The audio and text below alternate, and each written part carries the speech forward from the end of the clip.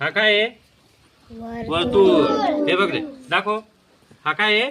वर्तुळ. या पद्धतीने आपल्याला काय करायचं आहे, छोटे मातीचे गोळे बनवायचे, त्याच्यावर सरळ काडी किंवा टूथपिक असते बघा, ती दात कोरणी म्हणतो आपण त्याला, ती घ्यायची, किंवा आकाडीची आपली आकपेटीची काड्या असतात त्या काड्या घ्यायच्या, आणि त्याच्यापासून आपण कोणत्या कोणत्या आकृत्या बनवू शकतो?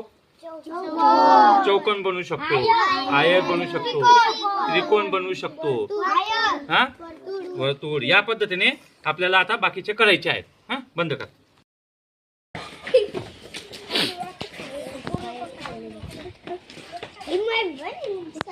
मला